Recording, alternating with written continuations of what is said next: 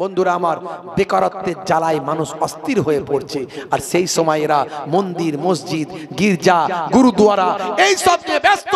আপনারা জানেন এই কয়েকদিন আগে, মাত্র হাতে গোনা কয়েকদিন আগে, মালদার বিখ্যাত ভাই আমার, ভারতবর্ষ সারা পৃথিবীর বিখ্যাত একটা মসজিদ, যে মসজিদটার নাম হলো আদিনা মসজিদ বলে লোকে জানে, সেই মসজিদে একটা বাবা কোথা থেকে এসে হঠাৎ করে পুজো করা শুরু করে দিয়েছে।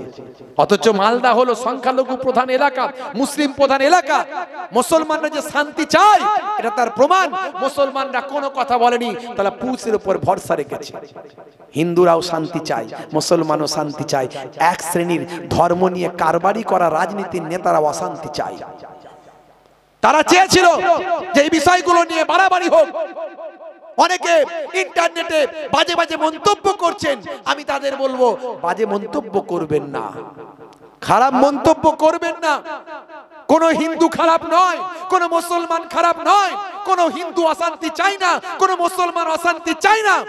অশান্তি চায় ওই সমস্ত সুকুনগুলো, যে সুকুনগুলো মানুষের গোশত ভক্ষণ করতে চায়। তারা চায় কিভাবে মানুষ মারপিট করবে, খুন খারাপি করবে। তাই তারা গরুর গোশত নিয়ে গিয়ে মন্দিরে ফেলে দেয়, আর শূকরের গোশত নিয়ে এসে মসজিদে ফেলে দেয়, দিয়ে বলে মানুষে মানুষে মারপিট হলে তারা মারা যাবে, তাদের ডেড বডিগুলো আমরা ছিঁড়ে ছিঁড়ে খাবো। হঠাৎ করে কোথাও কিছু নেই, আমার বাংলা শান্তির বাংলা, এখানে অশান্তি লাগানোর জন্য হঠাৎ করে সেখানে এসে পুজো পার্বণ শুরু করে দিল। দিয়ে বলে এই যে দেখেছো মূর্তিগুলো, এই মূর্তিগুলো আছে, এই মূর্তিগুলো আছে কয়েকটা 4-5খানা ইটেতে। ভাই আমার, গোটা মসজিদটা ঘুরলে আপনি খুব বেশি হলে হার্ডলি 8-10টা ইটে পাবেন যেখানে স্ট্যাচু করা আছে, ভাই আমার মূর্তি দেওয়া আছে, মূর্তির ছবি আছে, এরকম 8-10খানা। তাই তারা বলছে এটা মন্দির থেকে মসজিদ হয়েছে, এর আসল নাম নাকি আদিনাথ মন্দির। তারা বলতে চাইছে এটা এই যে তার নমুনা, এই যে মূর্তি আছে এই যে তার নমুনা। আচ্ছা বলুন তো, বাদশাহ সিকান্দার তৈরি করেছিল মসজিদটা আজ থেকে প্রায় 700-800 বছর আগের, 700-800 বছর আগের, চতুর্দশ শতকে তৈরি। এই মসজিদটা যখন বাদশাহ সিকান্দার তৈরি করেছিল, যদি মন্দির ভেঙে মসজিদ হতো তাহলে সব ভেঙে দিল, আর এই 5-7টা ইটের মূর্তি যেগুলো করা আছে সেগুলো দেখতে পেল না, নাকি ইচ্ছা করে ভাঙলো না, কি করলো? বন্ধুরা আমার, আসলে ওটা নয়। এই যুক্তি এখানে খাটবে না, এই যুক্তি এখানে চলবে না। এর ইতিহাস জানতে হবে। একজন ঐতিহাসিকের ইতিহাস থেকে মন্তব্য করলে হবে না, ইন্টারন্যাশনাল ইতিহাস জানতে হবে। জানুন, আমি যখন এই ঘটনা দেখলাম, আমাকে লোকে বারবার বলছে হুজুর বিষয়টা একটু খুলে বলুন তো, ব্যাপারটা কি। আমি একটু পড়াশোনা করলাম, একটু জানার চেষ্টা করলাম, দেখলাম ভাইরা আমার, এই মসজিদটা লম্বায় দৈর্ঘ্যে কিছু কম বেশি প্রায় 550 ফুট লম্বা। 550 ফুট লম্বা, চিন্তা করুন তো কত লম্বা, কত বিশাল। ভারতবর্ষ শুধু নয়, সারা পৃথিবীতে এত বিশাল মসজিদ মানে 2-1টা আছে কিনা বলা মুশকিল, হাতে গোনা কয়েকটা পেতে পারে। 550 ফুট লম্বা আর 350 ফুট চওড়া, 350 ফুট চওড়া। বাদশাহ সিকান্দার শাহ তিনি এই মসজিদটা তৈরি করেছিলেন যখন তিনি মালদার পান্ডুয়াকে নিজের রাজধানী বানিয়েছিলেন। জায়গাটার নাম হলো আদিনা। তখনকার যুগে আদিনা স্টেশন ছিল, অনেকে বলে আদিনা মসজিদ, আসলে নামটা আদিনা মসজিদ নয়, জায়গার নাম অনুসারে আদিনা মসজিদ হয়ে গেছে। তো তাই যদি হয় তাহলে আদিনাথ কি করে হয়ে গেল? লোকে কেউ বলছে ওটা আদিনাথ। ভাই জায়গাটার নাম তো আদিনা, আদিনাথ কি করে হলো? এ একটা 2 নম্বর কোশ্চেন। 3 নাম্বার হলো, বন্ধুরা আমার, তরুণ যুবকেরা আমার, মুরব্বিয়ানেরা আমার, ইতিহাসটা এবার শুনে রেখে দিন। বাদশাহ সিকান্দার শাহ মসজিদটা তৈরি করার পরে, তৈরি করতে করতে পুরো কমপ্লিট হয়নি, তার আগেই ইন্তেকাল করেছিলেন। তখন নামাজ কালাম সব হতো, এখানে নামাজ কালাম সব হতো। ভাই আমার, উনার বংশধরদের কাছে মসজিদটা চলে আসে, তারা সেখানে নামাজ কালাম করেন। কিন্তু করতে করতে রাজা গণেশ নামক একজন রাজা, তিনি তখন আক্রমণ করলেন, করে সেই জায়গা জয় করে নিলেন, মসজিদটাও দখল হয়ে গেল। তারপর থেকে মসজিদে আর নামাজ হয়নি, নামাজ বন্ধ। দীর্ঘদিন ধরে রাজা গণেশের আন্ডারে মসজিদটা ছিল। বিভিন্ন ইতিহাসগুলোকে যদি আপনি গবেষণা করেন, আশা করি আমার বক্তব্য আপনার সঙ্গে মিলে যাবে। রাজা গণেশের সময় ঐতিহাসিকরা বলছেন এরকম 8-10 খানা ইট, যে ইটগুলো খোদাই করে মূর্তিওয়ালা ইট, যেগুলো নিয়ে এসে মেন জায়গায় লাগানো হয়েছে। আচ্ছা বলুন, দেখবেন, আপনি দেখবেন ওখানে একটা ইট, তাতে মূর্তি করা আছে, পাথরের ইট। সেই ইটটা কিন্তু ওই আমাদের যে মসজিদের মেম্বার হয় না, যেখানে ইমাম সাহেব খুতবা দেয়, উঁচু জায়গা, এই উঁচু জায়গার ওপরে ইটটা লাগানো আছে। এত চোকালো জায়গা, যেখানে গেলেই চোখে পড়বে।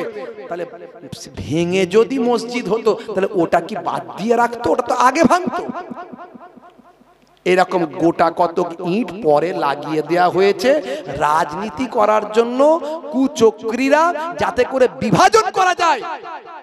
আর কিছু মানুষ, ভাই আমার, এটা নিয়ে রাজনীতি করছে, বাজার গরম করছে। আমি বলবো এটা কোনো মুসলমান কখনো অন্যায় কাজ করতে পারে না, কোনো হিন্দু ভাই কখনো অন্যায় কাজ করতে পারে না। এটা রাজনীতির স্বার্থে কিছু মানুষ করছে, এগুলো থেকে দূরে থাকবেন। আর আজকে এখন তো সেটা নিয়ে তো মারামারি কেন ভাই? এখন তো সেখানে মসজিদে নামাজ হয় না, সেটা হেরিটেজ এলাকা, হেরিটেজ এলাকা, ওটা দর্শনীয় জায়গা হয়ে গেছে, সরকারের অধীনে আছে। ওখানে মসজিদে নামাজ হয় না। হিন্দু যায়, মুসলিম যায়, শিখেরা যায়, পাঞ্জাবিরা যায়, আপনার আমেরিকান, ব্রিটেন থেকে দর্শনার্থীরা, বিদেশিরা আসে। একটা হেরিটেজ এলাকা, ঘেরা আছে, সেখানে সুন্দর বাগান আছে। আমি অনেকবার গেছি, দেখে এসেছি, ঘুরে এসেছি। মালদায় গেলে, প্রোগ্রামে গেলি ওখানে যাই। পাশে আল্লাহর ওলির রওজা, পাশে আল্লাহর ওলির রওজা। ভাই আমার, নূর কুতুবে আলম পান্ডবী হুজুরের রওজা, হযরত জালালউদ্দিন রাহমাতুল্লাহ আলাইহি পারস্যের তাবরেজ থেকে, ভাই আমার, হযরত জালালউদ্দিন শাহ রাহমাতুল্লাহ আলাইহি, ভাই আমার, তার হুজরাখানা সেখানে আছে। জালাল তাবরেজি হুজুরের হুজরাখানা সেখানে আছে। বড় আল্লাহর ওলিদের, ভাই আমার, নিদর্শন সেখানে আছে। কত সুফি সাধকদের, ভাই আমার, সেখানে নিদর্শন আছে। ভাইরা আমার, তরুণ যুবকেরা, আমি সবাইকে বলবো, আজকে খুব সুন্দর একটা ভালো পরিচয় দিয়েছে আমার মুসলিম ভাইরা। যখন ওই বাবা এসে ওখানে পুজো পার্বণ শুরু করে দিল, ইন্টারনেটে ভাইরাল হলো। মালদা সংখ্যালঘু প্রধান এলাকা, মুসলিম প্রধান এলাকা, কিন্তু তারা শান্তির বার্তা দিয়েছে। কেউ কোনো রকম মাঠে নেমে প্রতিবাদ করেনি, মিটিং করেনি, মিছিল করেনি, আন্দোলন করেনি। তারা প্রশাসনের উপর ভরসা রেখেছে। আর আমাদেরও ভরসা আছে, পশ্চিমবঙ্গের প্রশাসন শান্তির পথে চলে, পশ্চিমবঙ্গের প্রশাসন ন্যায় বিচার করবে, এই ভরসা আমাদেরও আছে। বন্ধুরা আমার, তাই আমি অনুরোধ করব, যারা ইন্টারনেটে এই আদিনা মসজিদ নিয়ে বাজার গরম করছেন, তারা করবেন না। তারা ইতিহাস জানুন, ভালো করে জানুন, পড়াশোনা করুন, বিভিন্ন ঐতিহাসিকদের ইতিহাসগুলো পড়ুন। শুধু শুধু বাজার গরম করবেন, একজন বাজে কথা বলবে, তার বিরুদ্ধে বাজে কথা বলবে, এতে হিন্দু মুসলিম সকলের মধ্যে একটা সুন্দর সম্পর্ক নষ্ট করার চক্রান্ত চলছে।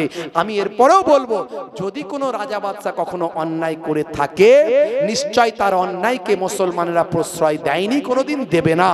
যদি কোনো মসজিদ কারো জবরদখল করা জায়গায় হয়, আমাদের ইসলামের ফতোয়া হলো জবরদখল করা জায়গায় নামাজ হবে। ভাই হবে? আপনারা বলেন, সাধারণ লোক বলেন, আমি বলবো না, সাধারণ লোক হবে? হবে না। যতই বড় মসজিদ হোক, সেই মসজিদটা যদি প্রমাণ করতে পারে যে এটা কোনো জায়গা জবরদখল করে করেছে, কি গির্জা ভেঙে করেছে, কি গুরুদুয়ারা ভেঙে করা হয়েছে, কি মসজিদ ভেঙে করা হয়েছে, সেই জায়গাটা সরকারকে ভাঙতে হবে না, মুসলমানরাই ভেঙে দেবে। কারণ ওখানে নামাজ পড়লে নামাজ হবে না, নামাজ হবে না। আজকে ভাই আমার, বাবরি মসজিদ নিয়ে কোর্ট যেটা রায় দিয়েছে, আস্থার উপরে রায় দিয়েছে। ইন্টারনেট খুলুন, কোর্টের উপরে আমরা বিশ্বাস রেখেছি, আমরা নিশ্চয়ই কোর্ট যেটা বলবে সেটা মেনে নিতে বাধ্য, কারণ আমরা দেশকে প্রেম করি, দেশকে ভালোবাসি। আই লাভ মাই ইন্ডিয়া, আমরা দেশের কনস্টিটিউশনকে ভালোবাসি, সংবিধানকে ভালোবাসি। তাই দেশ আমাদের সুপ্রিম কোর্ট যেটা বলবেন আমরা মেনে নেব। কিন্তু আমাদের ছোট্ট জ্ঞান বুদ্ধিতে আমরা জানি যে কোর্টের বিচার হয় এভিডেন্সের উপর, প্রমাণের উপর, তথ্যের উপর, দলিলের উপর, ভাই আমার নথির উপর। কোর্টের বিচার কখনো ভালোবাসা দিয়ে, আস্থা দিয়ে, সম্মান দিয়ে হয় না, এসব দিয়ে না। কোর্ট দলিল দেখবে, বিচার করবে, প্রমাণ দেখবে, বিচার করবে। তো যাই হোক, সেটা আমরা মেনে নিয়েছি, কিন্তু বড় দুঃখ পেয়েছি, আমরা বড় ব্যথা পেয়েছি। ভাই আমার তিতুমির, গোলাম মাসুম, ভাই আমার কি বলবো, শের আলী, আশফাকুল্লাহ, এদের অবদান অস্বীকার করা যায় না। বন্ধুরা আমার, তরুণ যুবকেরা আমার, সেই মালদা জেলায় আল্লাহর ওলিদের আজকে ভাই আমার রাউজা আছে, সেখানে অনেক রাউজা আছে। আজকে আমাদের ওলি আউলিয়াদের পথে চলতে হবে, ওলি আউলিয়াদের দেখানো পথে চলতে হবে। হে তরুণ যুবকেরা, হে আমার বন্ধুরা, শুনে রেখে দিন বাবা, জেনে রেখে দেন। যে কথা বলছিলাম বাবা, বলতে বলতে এত দূরে চলে এলাম। হে মুসলমান, একটুখানি খেয়াল করুন।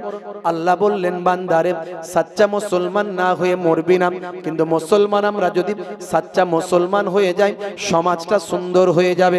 মুসলমান কি করে চুরি করতে পারে, মুসলমান কি করে ওজনে ঠকাতে পারে, মুসলমান কি করে খুন করতে পারে, মুসলমান কি করে জেনা ব্যভিচার করতে পারে, মুসলমান কি করে আল্লাহ ভুলে থাকতে পারে, মুসলমান কি করে নবীর সুন্নাত ভুলে থাকতে পারে। মুসলিম তুমি নামে হলে আজ কামে হলে না ভাই। মুসলিম দেখো অপরাধে লিপ্ত কেন হয়। মুসলিম তুমি কোরআন হাদিস পড়তে জানো না। মুসলিম তুমি মসজিদেতে নামাজে এলে না। মুসলিম তুমি নামে হলে আজ মুসলিম তুমি নামে মুসলিম এলে ন্যায়ের পথে সমাজ বদলাবে রে, সমাজে বদলাবে। মুসলিম তুমি নামে হলে আজ কামে হলে না ভাই। মুসলিম দেখো অপরাধে লিপ্ত কেন হয়। বোমে বারুদে নেশার তালাই হবে না কারো সাথে। সালাউদ্দিন আর তাগুলের তুমি যে উত্তরসূরি। ব্যঙ্গ কার্টুনে ব্যঙ্গ সিনেমায় নবীর সম্মান কমে না। ব্যঙ্গ কার্টুনে ব্যঙ্গ সিনেমায় নবীর সম্মান কমে না। গুগল সার্চে সেরা মনীষী খুঁজে দেখো না। গুগল সার্চ করুন না, আমাদের নবী সম্পর্কে একটু দেখুন, সার্চ করুন। আমি অনেক বলেছি, তো ইন্টারনেটে আছে, অনেক বলেছি, কত বলবো, আর বেশি বলতে চাইছি না। আপনার পকেটে গুগল আছে, সেই গুগলে গিয়ে একবার লিখুন, who is the greatest person in the world. Google আপনাকে অ্যানসার দেবে, greatest person in the world of prophet মুহাম্মদুর রাসূলুল্লাহ সাল্লাল্লাহু সাল্লাম। সেই নবীর শিষ্য আজকে কেসিয়াস কেলে, সেই নবীর শিষ্য আজকে মাইক টাইসন, সেই নবীর শিষ্য আজকে হোমিওপ্যাথির জনক যিনি হ্যানুম্যান, সেই নবীর শিষ্য হচ্ছে আজকে ভাই আমার পপ তারকায় সারা পৃথিবীতে যিনি নাম কিনেছিলেন মাইকেল জ্যাকসন, সেই নবীর শিষ্য ভাই আমার কি বলবো, Jennifer, Gary Miller, Gold David, Mister Brain, পৃথিবী বিখ্যাত বিখ্যাত কথার পণ্ডিতেরা আমার নবীর শিষ্য হলো। আর মুসলমানের ছেলে সাচ্চা মুসলমান হতে পারলাম না। সাচ্চা মুসলমান হলে আপনি নামাজ ছাড়তে পারতেন না, সাচ্চা মুসলমান হলে আপনি রোজা ছাড়তে পারতেন না, সাচ্চা মুসলমান হলে নবীর সুন্নত ছাড়তে পারতেন না। আল্লাহ বলছেন, বান্দারে সাচ্চা মুসলমান না হয়ে মরবি না। সাচ্চা মুসলমান হলে আপনি ওজনে ঠকাতে পারবেন না, আলছেটে বাড়াতে পারবেন না, সুদের কারবার করতে পারবেন না, ছোটদের কষ্ট দিতে পারবেন না, বড়দের শ্রদ্ধা অশ্রদ্ধা বিশ্রদ্ধা অশ্রদ্ধা করতে পারবেন না। সাচ্চা মুসলমান হলে স্ত্রীর সঙ্গে খারাপ আচরণ করতে পারবেন না। সাচ্চা মুসলমান হলে পিতামাতাকে কষ্ট দিতে পারবেন না। ভাবুন তো, আল্লাহ যে সাচ্চা মুসলমানের কথা বলেছেন, সেই সাচ্চা মুসলমান হতে পেরেছি কিনা। হে তরুণ যুবকেরা, হে আমার বন্ধুরা, হে আমার মুরব্বিয়ানেরা, খুবই সংক্ষেপ করে বলি বাবা, ছোট্ট করে বলি, হে মুসলমান, আল্লাহ বললেন বান্দারে 82 জায়গায় নামাজের কথা। সাচ্চা মুসলমান যে হবে, অনেক কথা বললাম কিন্তু একটা উদাহরণ দিয়ে যাই নামাজের ব্যাপারে। কারণ নামাজ যদি কেউ পড়ে, আল্লাহ বলছেন নামাজ যখন তুমি পড়বে, ইন্নাস সালাতা তানহা আনিল ফাহশাই ওয়াল মুনকার, নিশ্চয়ই নামাজ তোমাকে অশ্লীলতা অন্যায় থেকে দূরে সরিয়ে দেবে। একজন নামাজি কখনো মাতাল হতে পারে না, একজন নামাজি কখনো জেনাকারী হতে পারে না, একজন নামাজি কখনো পতিতালয়ে যেতে পারে না, কারণ তার নামাজ তাকে বাধা দেবে। আমি বলছি না, আল্লাহ বলছে। কিন্তু মুসলমান আজকে সেই নামাজ ছেড়ে দিয়েছে। 80% লোক 5 ওয়াক্ত নামাজ পড়ে না। ইমাম সাহেবকে জিজ্ঞাসা করলে পাওয়া যাবে, ইমাম সাহেব মাগরিবের সময় কজন? বলে 7 জন। এশার সময় কজন ভাইজান? বলে 4 জন। আর ফজরের সময় বলে আমি আর মুয়াজ্জিন 2 জন। আছে না নাই? ভাইরা আমার, আল্লাহ বললেন বান্দারে, ওয়া আকিমুস সালাত ওয়া আতুজ যাকাত ওয়া আরকাউ মা'আর রাকিন, তোমরা সালাতটা আদায় করো, সালাত প্রতিষ্ঠা করো, যাকাত প্রদান করো, আর রুকুকারীদের সঙ্গে রুকুটা করো, অর্থাৎ মসজিদে গিয়ে জামাতে নামাজটা পড়ো। মুসলমানের ছেলেরা তো 2 রাকাত নামাজি জুম্মার দিনে যায়, সপ্তাহে বাঁশবাগানের ঝাড়ে পুকুরের পারে ফ্রি ফায়ার খেলে। যেই মুয়াজ্জিন আল্লাহু আকবার বলে, ও একটা পা হাওড়ায় একটা শিয়ালদায় রেখে জুতো এখানে একটা ছোটে ওখানে একটা ছোটে, সবার মাথার উপর দিয়ে টপকে টপকে ডিঙিয়ে যেখানটা ফাঁকা পায় একটু জায়গাটা স্পেসটা বাড়িয়ে সেখানে ঢুকে যায়। স্কিন টাইট গেঞ্জি আর জিন্সের pant, tight fitting jeans, tight fitting pant, আবার ভাই আমার স্ট্রেচেবল, টানলে বেড়ে যায়। ইমাম সাহেব যে আল্লাহু আকবার বলে রুকুতে যায়, পরের জন সব নিয়ত করে এবারে আল্লাহু আকবার বলবে, ওই ইমাম সাহেবের সঙ্গে সঙ্গে ও রুকুতে যায়, ওর জিন্সের প্যান্ট নিচের দিকে নেমে যায়, গেঞ্জি উপরের দিকে উঠে যায়, শিয়ালদার বর্ডার দেখা যায়। কথা ঠিক না ভুল বলেন? পরের নামাজিরা চিন্তা করে নামাজ আমাদের হবে তো ভাই? এরম নামাজি পাবলিক আছে না নাই? 2 রাকাতের নামাজি নামাজ পড়বে, বেরিয়ে যাবে। ওদের 22 রাকাত দরকার নাই। হে তরুণ যুবকেরা, হে আমার বন্ধুরা, হে আমার মুরব্বিয়ানেরা, শুনে রেখে দিন বাবা, জেনে রেখে দিন বাবা, আল্লাহ ওয়ালা হয়ে যান। আল্লাহর ওলিদের দেখানো পথে নামাজ পড়ুন। আল্লাহর ওলিরা যেভাবে নামাজটা পড়তে বলেছেন সেভাবে পড়ুন। আল্লাহর ওলিরা যেভাবে নবীর সুন্নতটা আমল করতে বলেছেন সেভাবে আপনি আমল করুন। হে তরুণ যুবকেরা, হে আমার বন্ধুরা, যারা আল্লাহর হয়ে যায় আল্লাহ তাদের হয়ে যায়। মাল্লাহুল মাওলা ফালাহুল কুল, বান্দা যখন আল্লাহর হয়ে যায় কুল মাখলুকাত তার গোলাম হয়ে যায়। মান কানা লিল্লাহি কানা আল্লাহু লাহু, যে বান্দা আল্লাহর হয়ে যায় স্বয়ং আল্লাহ তার হয়ে যান। আপনাকে চিন্তা করতে হবে না। এই ভারতবর্ষ আল্লাহর ওলির দেশ, এই দেশেতেই আছে খাজা গরিব নওয়াজ মাইনুদ্দিন চিশতি আজমিরি সঞ্জারি, এই দেশেতেই আছে হযরতে নিজামউদ্দিন আউলিয়া, এই দেশেতেই আছে খাজা বাকিবুল্লাহ। এই দেশি ভাই আমার আরাম করছেন, এই দেশের মাটিতে আরাম ফরমাচ্ছেন আপনারা আমার পীর মুর্শিদ জামানার মুজাদ্দিদ হযরতে পীর আবু বকর সিদ্দিক রাহমাতুল্লাহ। আপনাকে চিন্তা করতে হবে না, আপনি আল্লাহর হয়ে যান। আমার আল্লাহ ওলিদের ওসিলায় আপনার হেফাজতের দায়িত্ব গ্রহণ করে নেবে। কিন্তু আমরা যদি বেনামাজি হই, চিটিংবাজ ধাপ্পাবাজ হই, তাহলে আমাদের প্রতি আর ওলিয়া আউলিয়াদের নেক নাজার নেক ফায়েজ থাকবে কি করে? তারা আমাদের জন্য আল্লাহর দরবারে কি দোয়া চাইবেন? তাদের রূহ আল্লাহর দরবারে আমাদের জন্য কি বলবেন? হ্যাঁ, ওলিয়া আউলিয়াদের খাতিরে ওলিদের দেশ এই ভারতবর্ষকে আল্লাহ নিশ্চয়ই হেফাজত করবেন। আমরা দেশকে ভালোবাসি, দেশকে প্রেম করি, হিন্দুকে ভালোবাসি, খ্রিস্টানকে ভালোবাসি, এই দেশকে আমরা ভালোবাসি। এই দেশের মাটিতে আমরা 5 বার কপাল ঠুকে দেশের মাটিকে আমরা চুম্বন করি 5 ওয়াক্ত নামাজে। কথা ঠিক না ভুল? হে তরুণ যুবকেরা, আমি একজন আল্লাহর ওলির উদাহরণ দেব। ওলিদের পথে চলুন। আল্লাহর ওলিদের আল্লাহ কি ক্ষমতা দিয়েছেন, আল্লাহর ওলিদের আল্লাহ কি আখলাক দিয়েছেন, আল্লাহর ওলিদের আল্লাহ কি চরিত্র দিয়েছেন বাবা। জুব্বা পরলি ওলি আল্লাহ হওয়া যায় না, মুখে দাড়ি রাখলি ওলি আল্লাহ হওয়া যায় না, নামাজ পড়লি আল্লাহর ওলি আল্লাহ হওয়া যায় না। ওলি আল্লাহ হতে গেলে আগে এই জায়গাটা ঠিক রাখতে হবে, এই কালবটা যার ঠিক আছে তার ইবাদতটা কবুল হবে। হে তরুণ যুবকেরা, তাকওয়াওয়ালা মানুষ হতে হবে, সররিপুকে দমন করতে হবে, সররিপুকে দমন করে আল্লাহর ওলি হওয়া যায়। হে তরুণ যুবকেরা, মালদার কথা যখন বলছিলাম, মালদারি একজন আল্লাহর ওলি বান্দার কথা বলবো। কষ্ট হচ্ছে আপনাদের? হ্যাঁ দেন, কি হবে না শেষ করব। কারা কারা চান না হাত তুলে দেখান তো দেখি। সত্যি চান না? 3-4 জন হাত তুলে ফেলেছে। আসলে বুঝতে পারেন না, হয়তো চান বটে, তারা ভালোবেসে হাতটা তুলেছে। তারা ওপরে বলছে হাতটা তুলেছে, ওপরে না, কিন্তু ভিতরে হ্যাঁ হোক, তার মানে কথা ঠিক না ভুল? তাহলে এরকম আমাদের মাঝে মাঝে স্লিপ কিন্তু হয়। মানুষ মুখে এক কথা বলে কিন্তু অন্তর আর এক, বলতে চাইনি কিন্তু মুখ থেকে বেরিয়ে গেছে, হতে পারে।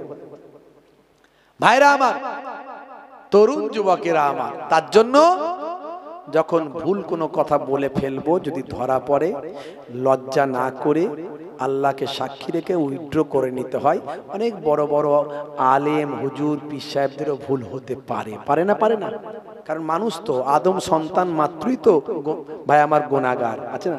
কুল্লু বানি আদামা খত্তাউন, প্রত্যেক বানি আদম, আদমের আওলাদি গুনাহগার, তারা ত্রুটি মুক্ত নয়।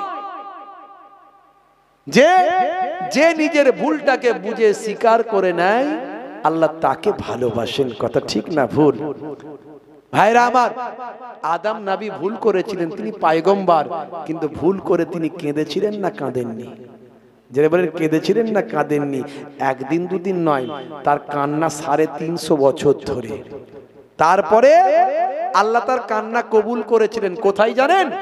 এখানে যারা হজ করেছেন তারা জানবেন, যারা হাজী সাহেব আছেন, আল্লাহ আমাকেও আরবের ভূমিতে মক্কা নগরীতে রাসূলের রওজায় নিয়ে গেছেন, আলহামদুলিল্লাহ। আপনি যাবেন, আরাফাতের পাশে একটা পাহাড় আছে, পাহাড়টার নাম হলো জাবালের রহমাত। এই জাবালের রহমাত একটা নিশানা দেওয়া আছে, দেখবেন ওই জায়গাতে আদম নবী কাঁদতে কাঁদতে এবারে বললেন, আল্লাহ তোমার কাছে এতদিন কাঁদলাম, তুমি আমাকে এখনো ক্ষমা করলে না। তুমি, আমি জান্নাতে একটা আমার ভবিষ্যৎ প্রজন্মের সন্তান, যে তোমার বন্ধু, যে তোমার পয়গম্বর হবে, আমি নামটা দেখেছিলাম, মনে পড়ে গেছে, তার নাম হলো হযরতে মুহাম্মদ মুস্তাফা সাল্লাল্লাহু আলাইহি ওয়াসাল্লাম, যার নাম জান্নাতের দরজায় দরজায় দেখেছি। সেই নবীর ওসিলা দিয়ে তোমার কাছে দোয়া চাই, তুমি এবারে কবুল করো। আল্লাহ বলেন, হে আদম, আর তোমাকে আমি ফেরাতে পারলাম না, তুমি আমার বন্ধুর নাম দিয়ে দোয়া চেয়েছো, তার ওসিলা দিয়ে দোয়া চেয়েছো, যাও আদম, তুমি, তোমাকে আমি, তোমার যে গুনাহটা করেছিলে, যার জন্য তোমাকে আমি 350 বছর তুমি কেঁদেছিলে, যাও হযরতে আদম, আমি তোমাকে ক্ষমা করে দিলাম। মাথা যখন তুললেন, দেখছেন জেদ্দার দিক থেকে আম্মাজান হাওয়া আলাইহিস সালাতু ওয়াস সালাম জাবালের রহমাত পাহাড়ের দিকে, আরাফাতের দিকে আসছেন। জোরে বলুন সুবহানাল্লাহ। এই আরাফাতের ময়দানে 350 বছর পর হযরতে আদম নবী আর মা হাওয়া আলাইহিস সালামের মুলাকাত হয়েছিল। এই যে পেহচান হয়েছিল, চেনা হয়েছিল, পরিচয় হয়েছিল, এই আরাফা, ইউআররিফু, আররাফা ইউআররিফু বায়ামা তারিফান, এই মানে হলো পেহচান না, জাননা, চিননা, চিনে নেওয়া, জেনে নেওয়া, পরিচয় নেওয়া। এই সেই জন্য ওই ময়দানটার নাম হয়ে গেছে আরাফাতের ময়দান, কারণ ওখানেই আদম নবী মা হাওয়া আলাইহিস সালামের পরিচয় হয়েছিল। জোরে বলুন সুবহানাল্লাহ। জান্নাত থেকে বেরোনোর পরে, বুঝতে পারছেন বাপেরা আমার, তরুণ যুবকেরা আমার, কোনো ভুল হলে আল্লাহর কাছে ক্ষমা চান। সারা জীবন অন্যায় করেছেন, আজকের পরে তওবা করুন। আল্লাহ বলছেন, তুবু ইলাল্লাহি তাওবাতান নাসুহা ইয়া আইয়ুহাল্লাযিনা আমানু, হে বিশ্বাসী বান্দারা, তুবু ইলাল্লাহি তাওবাতান নাসুহা, তোমরা তওবা করো, তওবাটা অন্তর থেকে, একেবারে হৃদয় থেকে তোমরা তওবা করো। আমি আল্লাহ বলে দিচ্ছি, লা তাকনাতু মির রাহমাতিল্লাহ, বান্দা আমার রহমত থেকে নিরাশ হয়ে যাস না। তোরা যখন তওবা করিস, আমি আল্লাহ জীবনের গুনাহ মাফ করে দিই। আজ থেকে প্রতিজ্ঞা করে নিন যে আমরা বেনামাজি থাকবো না, আমরা সামনে রোজা আসছে, রোজা ছাড়বো না, আমরা হজ করার আমাদের যদি আওকাত থাকে আমরা তাড়াতাড়ি হজ করব। সেই বুড়ো বয়সে হজ করতে যাব, তখন গিয়ে গাড়ি খুঁজবো, শুধু হাঁটার ক্ষমতা নাই, চলার ক্ষমতা নাই, কোথাও দৌড়ানোর ক্ষমতা নাই, যাওয়ার ক্ষমতা নাই, শুধু চারিদিকে গাড়ি খুঁজবো। আর ইয়ং ছেলেদের হজ করতে বললে বলে হুজুর হজ করে এলে তো শুধু হবে না, আমল করতে হবে তো নাকি? ও তার মানে বেআমল হয়ে চলবে। হজ কেন করতে যায় না? মিথ্যা কথা বলতে পারবে না, ওই জন্য হজ করতে যায় না। হজ কেন করতে যায় না? হজ করলে 5 ওয়াক্ত নামাজ পড়তে হবে, বেনামাজি থাকা যাবে না, ওই বেনামাজি থাকবো বলে যায় না। এই চিন্তা ভাবনা নিয়ে যদি চলে আল্লাহ নারাজ হবে। আপনার যখনই আল্লাহ আওকাত দিয়েছে আপনি হজ করতে যাবেন, নামাজ পড়া যেমন ফরজ, হজ করাও তেমন ফরজ। বাপেরা আমার, যাকাতটা ঠিকভাবে দেবেন। আল্লাহর অলিদের দেখানো পথে চলুন, আল্লাহর অলিদের দেখানো পথে চলুন। অনেক বক্তা বক্তব্য রাখছে, যে বক্তার মধ্যে অলি প্রেম আছে, নবী প্রেম আছে, ওয়াজটা শুনুন। যার মধ্যে নবী প্রেম নাই, অলি প্রেম নাই, যতই দামি কথা বলুক ওর কোনো মূল্য নাই। কারণ ইবলিস শয়তানের কোনো মূল্য আল্লাহর কাছে আছে না? নাই। ইবলিস শয়তান কত দামি কথা বলেছে, কত ওয়াজ করেছে, কত বড় ইলম শিখেছে, কত ইবাদত করেছে, যখন তার মধ্যে নবী প্রেম ছিল না, আদম নবীর প্রেম ছিল না, আল্লাহ বললেন তুমি আদমকে সিজদা করলে না, তোমার মধ্যে আদমের প্রেম নাই, আদমকে ভালোবাসলে না, আমার নির্দেশকে অমান্য করলে, ফাখরুজ, বেরিয়ে যাও, গেট আউট from here, তোমার মতো ইবলিসের কোনো প্রয়োজন আমার নাই। তাহলে যে বক্তার মধ্যে নবী প্রেম আছে, যে বক্তার মধ্যে অলি প্রেম আছে, নবীদের সম্পর্কে সম্মান দিয়ে কথা বলে, অলিদের সম্পর্কে সম্মান দিয়ে কথা বলে, তার বক্তব্য শুনবেন। যে বক্তার মধ্যে নবীদের প্রেম নাই, নবীদের সম্পর্কে সম্মান দিয়ে কথা বলে না, অলিদের সম্পর্কে সম্মান দিয়ে কথা বলে না, ওই বক্তা যত বড়ই মুফতি হোক, মাওলানা হোক, হুজুর হোক, পীর সাহেব হোক, ওই বক্তার বক্তব্য শুনলেও গ্রহণ করবেন না, তাহলে কিন্তু ফেঁসে যাবেন। আমি বলে দিয়ে গেলাম, আমার ছোট্ট জ্ঞান বুদ্ধি থেকে বললাম, একটু ভাববেন। আল্লাহর ওলিদের পথে চলুন, তাদের তাকওয়া, তাদের পরেজগারি, তাদের ইবাদত, তাদের আমল, তাদের মাহাব্বত, তাদের রোনাজারি, তাদের কান্না, তাদের জিকির, তাদের ফিকির সাধারণ আলেম বক্তাদের থেকে অনেক হাই র্যাঙ্কের। তাই তারা আল্লাহর ওলি, আর তাই তাদের দোয়াই মুস্তাজিব। যখন দোয়া চেয়েছে তখনই কবুল হয়েছে। জোরে হবে না? আর জোরে হবে না? হে তরুণ যুবকেরা, মালদা জেলার কথা যখন বলেছে, মালদা রিওয়াজটা একটু করে দিয়ে যায়।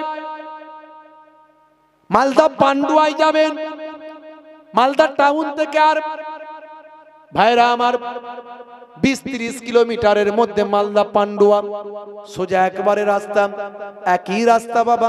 চলে যাবেন একেবারে দিনাজপুর, জলপাইগুড়ি, দার্জিলিং এর রাস্তা, যেটা সেই রাস্তা বাই রোড।